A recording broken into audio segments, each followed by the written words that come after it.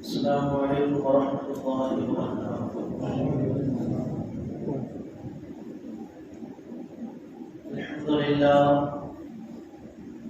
الحمد لله نحمده ونستعينه ونستغفره ونؤمن به ونتوكل عليه ونعوذ بالله من شرور أنفسنا ومن سيئات أعمالنا، من يهده الله فلا مضل له ومن يضلله فلا هادي له، ونشهد أن لا إله إلا الله وحده لا شريك له، ونشهد أن سيدنا ومولانا محمدا عبده ورسوله، أما بعد فأعوذ بالله من الشيطان الرجيم، بسم الله الرحمن الرحيم، قوا أنفسكم وأهلكم نارا، صدق الله المولانا العظيم، وصدق رسوله النبي الأمين المطير المبين الكريم، ونحن على ذلك لمن الشاهدين والشاكرين والذاكرين، والحمد لله رب العالمين۔ بعد توحید کے متوالوں، شمع رسالت کے پروانوں، غوث و خواجہ و رضا کے چاہنے والوں، سردار تاج الشریعہ حضور اشرف الفقہا کے ماننے والوں، آئیے ہمارا سب سے پہلے مل کر گنبد خضرا میں آرام فرمانے والے آقا، لمبے لمبے ہاتھوں سے بھیک دینے والے داتا، ہم غریبوں کے ماوا، یتیموں کے ملجا، بے سہاروں کے سہارا، ڈوبتے ہوا کو پار لگانے والے آقا، جناب احمد مجتبی محمد مصطفیٰ ارواحنا فدا صلی اللہ تعالی علیہ وسلم کی بارگاہ میں اپنے غلامی کا ثبوت دیتے ہوئے بآواز بلند درود پاک کا نذرانہ عقیدت پیش کرنا پڑے۔ اللہم صلی علی سیدنا و مولانا محمد مبارک وسلم، صلو علیہ صلاۃ و سلام علیک یا حبیبی یا رسول اللہ صلی اللہ تعالی علیہ وسلم۔ میرے اعمال کا بدلہ تو جہنم ہی تھا، میرے اعمال کا بدلہ تو جہنم ہی تھا، میں تو جاتا مجھے سرکار نے جانے نہ دیا، میں تو جاتا مجھے سرکار نے جانے نہ دیا۔ عزیزان ملت اسلامیہ، یہ رمضان المبارکہ کا آخری جمعہ ہے۔ لوگ کہتے ہیں کہ رمضان کا مہینہ جو ہے وہ مہمان ہے، میں کہتا ہوں رمضان کا مہینہ مہمان نہیں ہے، مہمان ہم ہیں۔ رمضان کا جو مہینہ آنے والے سال اور آئے گا، ہم رہیں گے کہ نہیں رہیں گے یہ گارنٹی نہیں، مہمان ہم ہیں، رمضان کا مہینہ نہیں ہے، ہماری کوئی گارنٹی نہیں ہے کہ آنے والے سال ہم رہیں گے کہ نہیں رہیں گے۔ رمضان کا مہینہ یقیناً آنے والے سال اور آئے گا، ہماری کوئی گارنٹی نہیں ہے کہ ہم اس کو پائیں گے کہ نہیں پائیں گے۔ دن ایسے بیت گئے، چلے گئے، کچھ پتہ ہی نہیں چلا۔ میں نے جس آیت کریمہ کی تلاوت کا شرف حاصل کیا، اللہ رب العزت اس میں ارشاد فرماتا ہے، قوا انفسکم واہلیکم نارا، کہ اپنے آپ کو اور اپنے گھر والوں کو جہنم کی آگ سے بچاؤ۔ میں نے سوچا تھا کہ کچھ اور کروں گا تقریر، لیکن حالات کو دیکھتے ہوئے میں یہ سوچ رہا ہوں کہ حالات پہ بولنا بہت ضروری ہے۔ ایسے بد سے بدتر حالات ہو رہے ہیں کہ اللہ رحم کرے، بہت بد سے بدتر حالات ہو رہے ہیں، لیکن اس کے باوجود ان حالات کو دیکھتے ہوئے ہم نے یہ سوچنا چاہیے، ہمارے دل میں یہ تصور ہونا چاہیے، ہم نے واقعات کو مد نظر رکھنا چاہیے کہ انبیاء کرام نے اس دین کے لیے کتنی تکالیف کو اٹھایا، صحابہ کرام نے اور اولیاء کرام نے اور بزرگان دین نے جو تکالیف کو اٹھایا، آج یہ جو تکلیف ہے اس کے مقابلے میں کچھ بھی نہیں، کوئی حیثیت نہیں رکھتی یہ تکلیفیں۔ انہوں نے تو اپنے جان مال کی بازی لگا دی اس دین کے لیے، ہم وہاں تک بھی نہیں پہنچے، ہے نا۔ اور یہ جو حالات چل رہے ہیں، ہے نا، ہماری بہنوں کو لے کر، خواتین کو لے کر، یہ جو ایک سرکل بنایا گیا ہے، ایک سازش رچی ہوئی ہے کہ کیسے مسلم لڑکیوں کو افیئر کے چکر میں، لو کے چکر میں، ہے نا، کیسے انہیں پھنسایا جائے، کیسے انہیں پھسلایا جائے، اور کیسے ہم مسلمانوں کو ٹارگٹ بنائیں۔ یہ کوئی صرف ایسی معاملہ نہیں ہے، بہت بڑا چکر ہے، بہت گرو گھنٹال ملے ہوئے اس کے اندر، بڑے بڑے رتی مہارتی اور بڑے بڑے لوگوں کا سپورٹ ہے اس کے پیچھے۔ یقیناً ہمارے پاس میں وہ قانونی مددیں یا پھر وہ طاقت و قوت نہیں ہے، لیکن ہمارا جو ایمانی طاقت اور قوت کا جذبہ ہے وہ یقیناً سب سے بھاری ہے۔ ہمارا یہ جذبہ ہونا چاہیے۔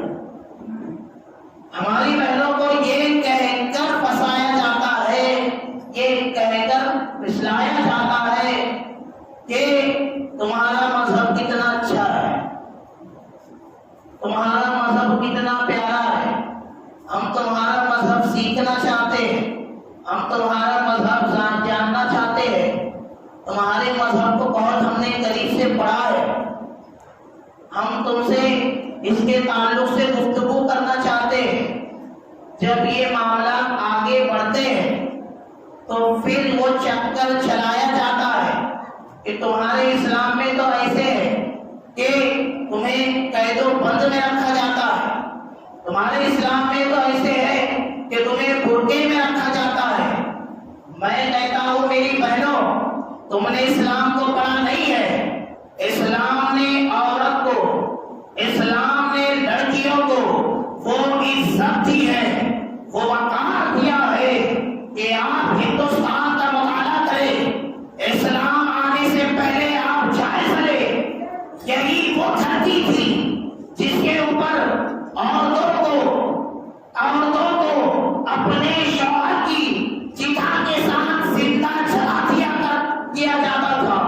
یہی وہ زمین تھی جس کے اندر بچیوں کو زندہ درگور کر دیا جاتا تھا۔ یہی وہ زمین تھی جہاں پر عورتوں کو عزت کی نگاہ سے نہیں دیکھا جاتا تھا۔ یہی وہ زمین تھی جہاں پر عورتوں کا وہ مقام و مرتبہ نہیں تھا۔ لیکن جب میرے نبی تشریف لائے، آمنہ کے لال تشریف لائے، وہی آمنہ کے لال نے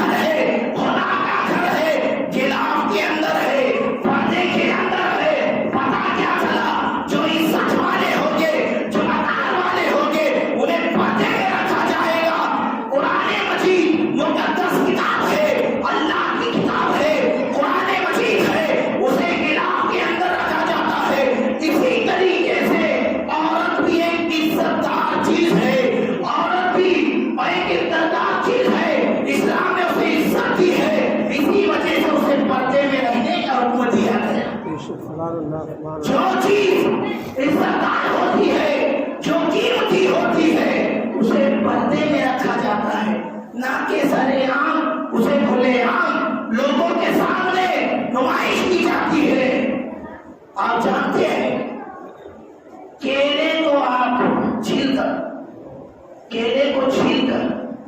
رکھ دو تو ساری مکھیاں بھین بھین کرے گی کہ نہیں کرے گی؟ وہی اس کے اوپر پڑتا ہے تو کوئی مکھی بھین بھین نہیں کرے گی۔ اسلام کی بیٹیوں کو تم پردے میں رکھو، مجال نہیں کہ کوئی مکھی بھین بھین کرے اس کے آجو باجو۔ تم نے پردے کو چھوڑا، تم نے پردے کو اتارا، مکھیاں تمہارے آگے پیچھے بھین بھین کرنے لگ رہی۔ تو جانتے ہو سرکار اور سلطنہ کے جمل لگی ہوئی ہے، صحابہ بیٹھے ہوئے ہیں، حضور پاک صلی اللہ علیہ وسلم ارشاد فرماتے ہیں ایو شیء خیر للنساء، عورتوں کے لیے سب سے بہترین چیز کیا ہے؟ صحابہ کے اندر حضور پاک صلی اللہ علیہ وسلم فرما رہے ہیں کہ عورتوں کے لیے سب سے بہترین چیز کیا ہے؟ تمام صحابہ خاموش ہیں، کسی کا کوئی جواب نہیں ہے۔ حضرت علی اٹھتے ہیں، اٹھنے کے بعد جاتے ہیں حضرت فاطمہ الزہرا کے پاس، کہتے ہیں فاطمہ آج حضور پاک صلی اللہ علیہ وسلم نے ایک سوال کیا ہے مگر کسی نے اس کا جواب نہیں دیا ہے، اس کا جواب کیا ہے؟ کہاں کیا پوچھا ہے میرے والد بزرگوار نے؟ کیا پوچھا ہے حضور پاک صلی اللہ علیہ وسلم نے؟ کہاں کہ پوچھا ہے کہ عورتوں کے لیے سب سے بہترین چیز کیا ہے؟ کیا سنگار کرنا اس کے لیے بہترین چیز ہے؟ کیا سونا پہننا اس کے لیے بہترین چیز ہے؟ کیا ہیرے جواہرات اس کے لیے بہترین چیز ہے؟ کیا اس کے لیے بازاروں میں گھومنا بہترین چیز ہے؟ کیا اس کے لیے اپنی نمائش کرنا بہترین چیز ہے؟ کیا اس کے لیے بے پتہ گھومنا بہترین چیز ہے؟ نہیں، نبی کی بیٹی کی کہانی سنو، بہترین چیز کیا ہے؟ فاطمہ الزہرا فرماتی ہے عورت کے لیے سب سے بہترین چیز یہ ہے کہ نہ کوئی غیر محرم اسے دیکھے، نہ وہ کسی غیر محرم کو دیکھے۔ سب سے بہترین چیز، سب سے زبردست چیز اگر عورت کے لیے کوئی ہے تو وہ یہ ہے نہ وہ کسی غیر محرم کو دیکھے، نہ کوئی غیر محرم اسے دیکھے۔ یہ حالات ہے۔ ہماری بہنیں یہ سمجھتی ہے کہ اسلام نے ہمیں قید بند کر دیا ہے، ہمیں آزادی چاہیے، آزادی چاہیے نا۔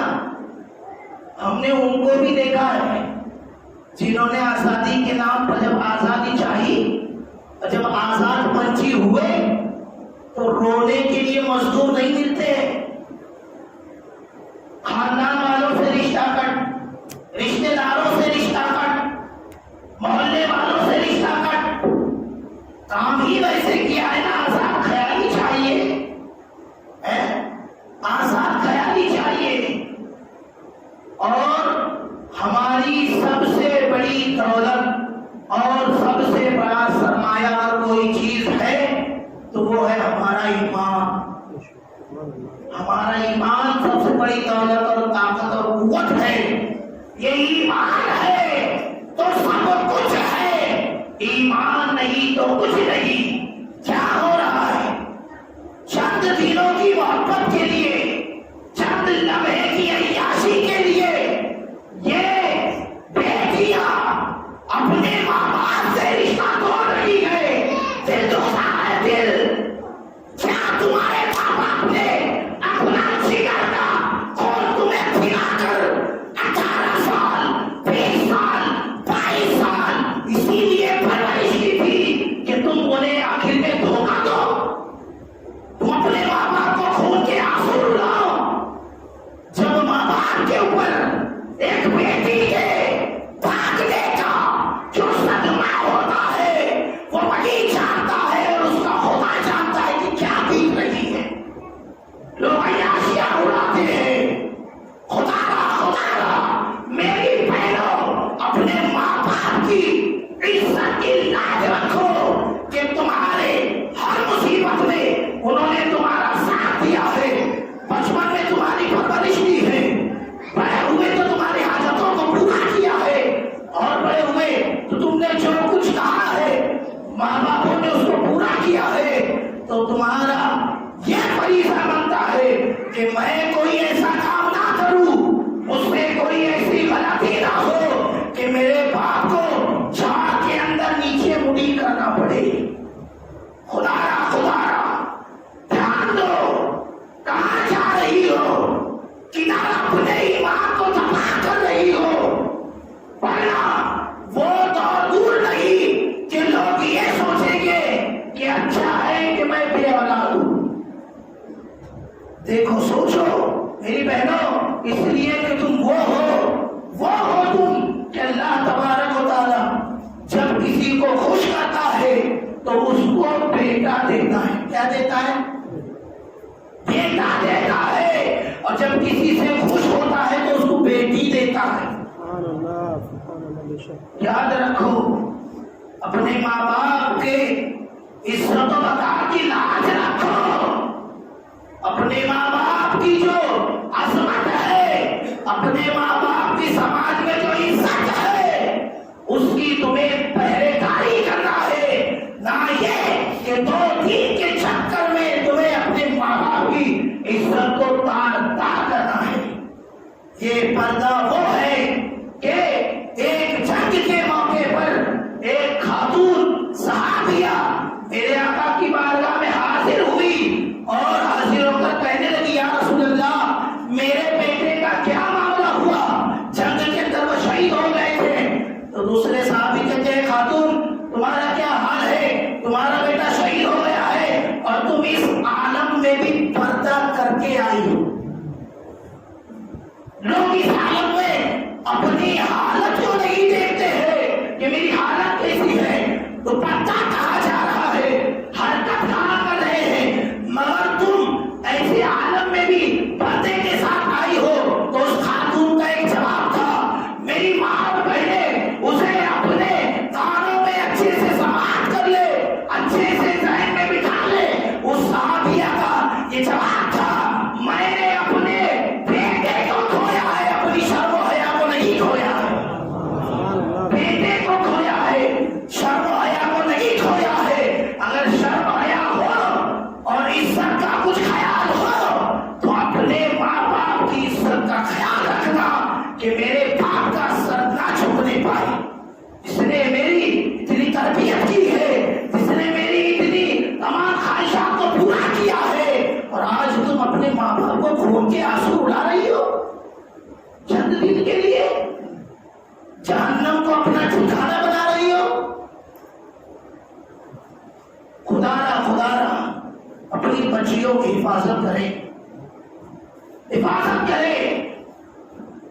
اگر آپ کی بچی اچھا پکا لیتی ہے، اچھا کام دھندا کر لیتی ہے، ضرورت کے مطابق پڑھ لیتی ہے، تو کوئی ضروری نہیں ہے بڑے بڑے ڈگریاں دلانے، کوئی ضرورت نہیں ہے، کوئی ضرورت نہیں ہے۔ اگر ضرورت کے مطابق آپ کالجوں میں اسکولوں میں بھیج دے رہی ہے تو یہ آپ کا فریضہ بنتا ہے کہ آپ نگرانی کریں، میری بیٹی کس کے ساتھ میں اٹھتی ہے، کس کے ساتھ میں بیٹھتی ہے، کس کے پاس میں جاتی ہے، اور کالج کا وقت ختم ہونے کے بعد وہ لیٹ کیوں آتی ہے۔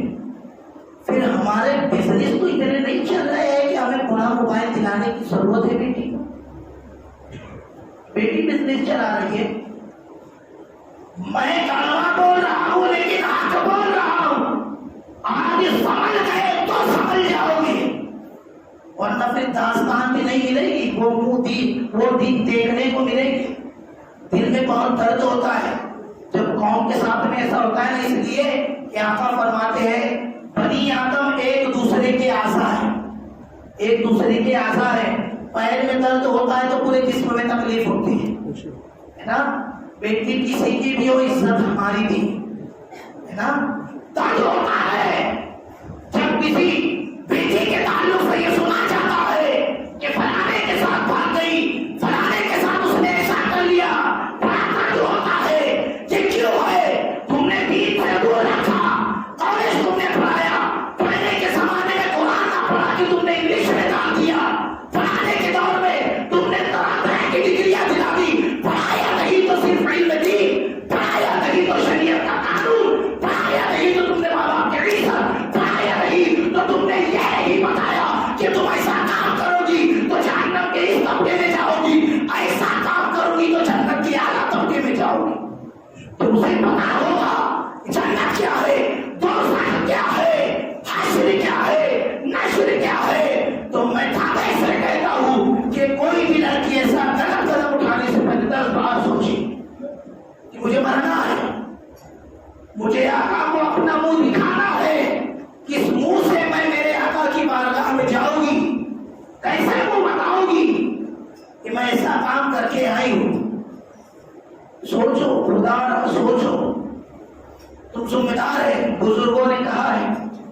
ایک عورت 4 لوگوں کے جہنم میں جانے کا سبب بنی.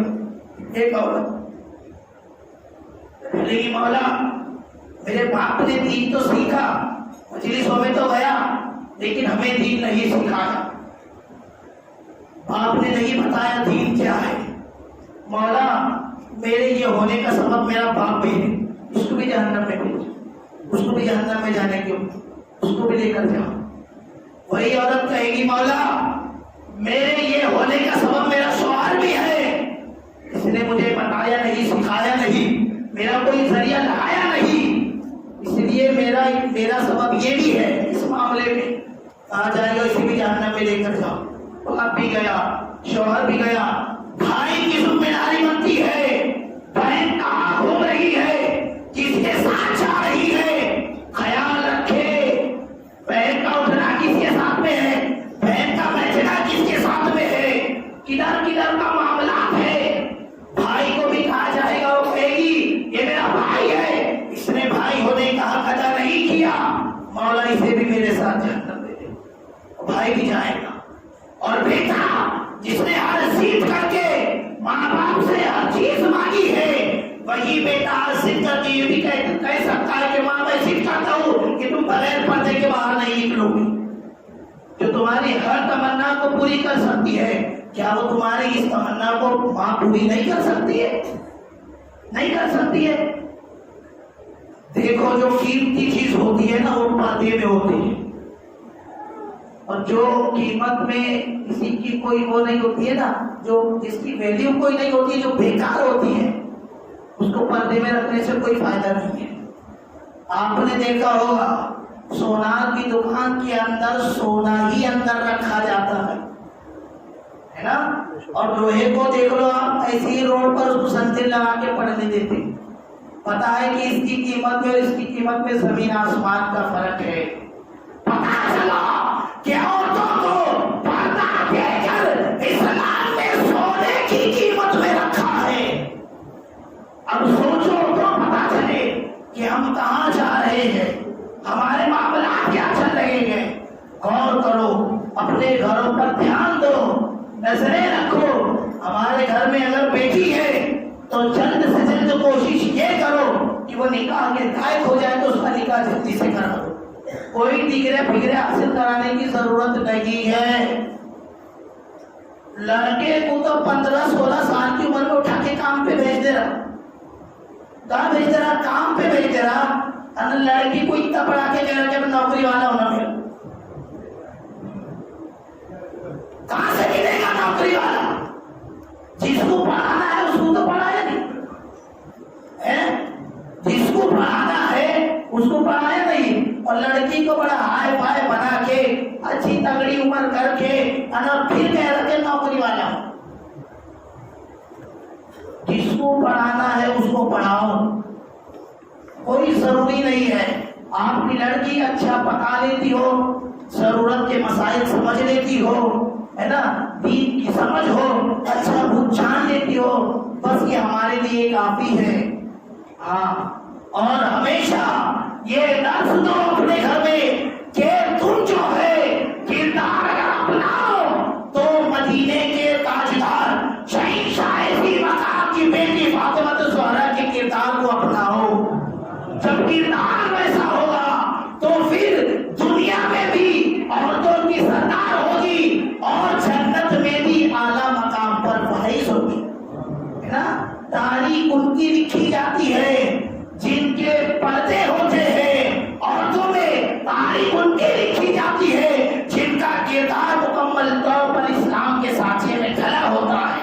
پڑھ لو آپ, ایسو ویسو کی تاریخ نہیں ملے گی. حضرت سمیہ صحابیہ رسول ہے, 80 سال کی عمر ہے, آپ دین کی تبلیغ کر رہی ہے. جب ابو جہل نے دیکھا کہ یہ تو تبلیغ کر رہی ہے تو اس نے آپ کو ایسائیں دی, تکلیفیں دی, یہاں تک کہ آپ کی عزت کے ساتھ کھیلنے لگا. ان کے ایک جملے تھے, میرے ساتھ میں کچھ بھی ہو, میرے مرنے کے بعد لوگوں میرے پردے کا خیال رکھنا, پردے کا خیال رکھنا. اور جانتے ہو حضرت امام حسین رضی اللہ تعالیٰ عنہ جس وقت کربلا کے میدان میں گئے اس وقت آپ نے خطبہ تھا,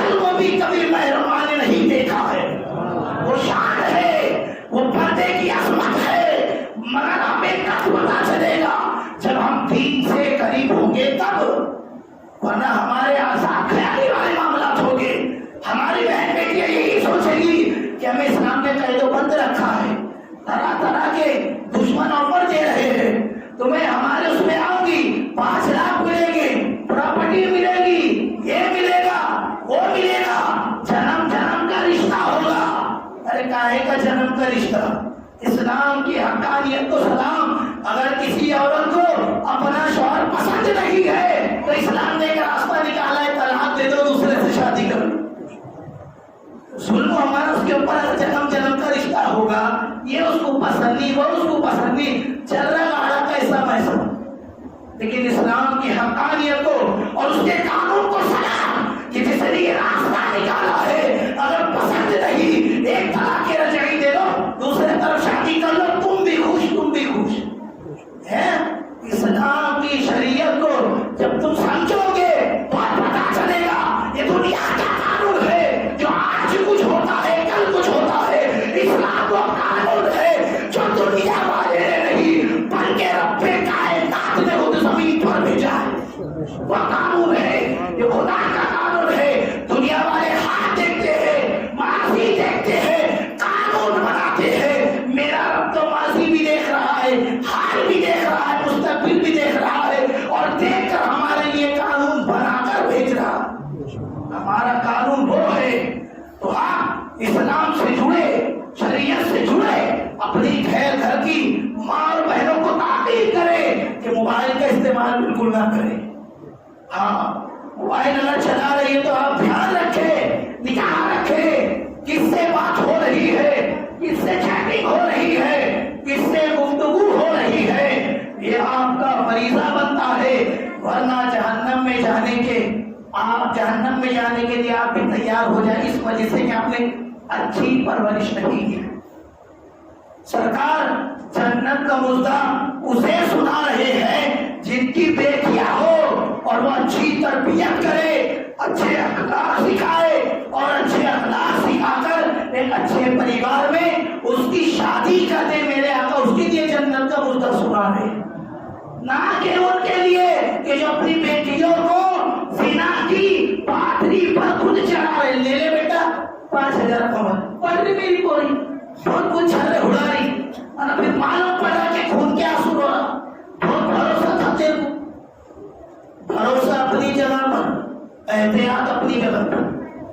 میں یہ نہیں کہتا، میں کسی کی ماں اور بہنوں کو یہ نہیں کہتا کہ وہ غلط ہے، ہمارے الحمدللہ ہماری ماں بہنیں بہت اچھی ہے، بری نہیں ہے، لیکن اسلام ہمیں احتیاط کا راستہ بتاتا ہے، اور اس راستے سے بچو، اس لیے کہ شیطان تمہارا کھلا ہوا دشمن ہے، کب تمہیں پھسلا دے، کب تمہیں گلے میں ڈالنے کہتے نہیں آتا۔ تو اس لیے احتیاط برتو، ہماری ماں اور بہنوں کے، جو ہماری بہنیں ہیں ان کے اوپر اپنی توجہ رکھو۔ آپ گھر کے بڑے ہیں، موبائل سے دوری رکھو، کہیں پڑھا رہے ہیں نگاہ رکھو، کس کے ساتھ اٹھنا بیٹھنا ہے، جانا ہے، کتنے وقت میں آنا ہے، کہیں وہ پڑھ رہی ہے تو غیروں کے ساتھ ریلیشن تو نہیں ہے، غیروں کے ساتھ میں اٹھنا بیٹھنا تو نہیں ہے، یہی چکر وہ اپنا رہے، اس کے ساتھ میں پڑھنا لکھنا ہے نا، اسی لیے کیا ہوتا ہے تھوڑا بات کر کے دیکھو، کیا ہوتا ہے تھوڑے معاملات کر کے دیکھو، اور یہی چکر کے اندر ہماری بھولی بھالی بہنیں پھسل جاتی۔ تو آپ کو ذمہ دار ہے، میرا فریضہ تھا یہاں تک پہنچانا، میں نے اللہ اور اس کے رسول کے لیے اپنا فریضہ انجام دیا، اب یہاں سے میں آپ کے سپرد کرتا ہوں، اب آپ کو اپنا فریضہ انجام دینا ہے نا۔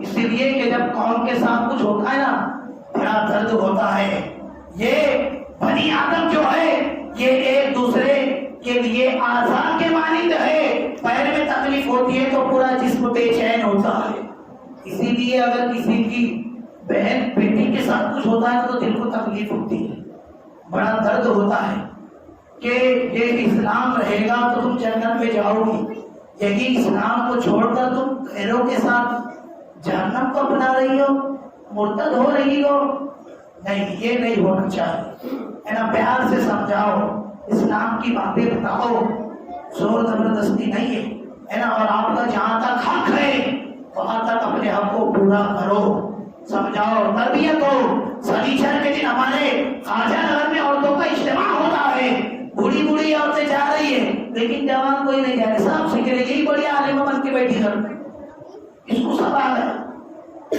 سب کو بھیجو، چھوٹی بچی سے لے کر بڑی خاتون تک، سب ہر ایک گھر کی خواتین کو اجتماع میں بھیجو سنیچر کے دن، تاکہ وہ کچھ سیکھیں، اور جو باجی اجتماع کے لیے آتے ہیں انہیں بھی بالخصوص یہ کہا جائے کہ وہ اسلام میں عورتوں کے مقامات کیا ہے، عورتوں کی حیثیت کیا ہے، اس ٹاپک پر عورتوں کو درس دیں تاکہ پتہ چلے کہ ہماری حیثیت کیا ہے نا۔ تو اللہ تبارک و تعالیٰ، کافی وقت ہو گیا ہے آج، میں معذرت چاہتا ہوں، اس لیے کہ جب بات دل سے نکلتی ہے نا تو دل پہ اثر کرتی ہے نا، بہت درد ہوتا ہے جب یہ سب سنتے ہیں نا، بہت درد ہوتا ہے۔ اللہ تبارک و تعالیٰ ہمیں اور آپ کو کہنے سننے سے زیادہ عمل کرنے کی توفیق عطا فرمائے۔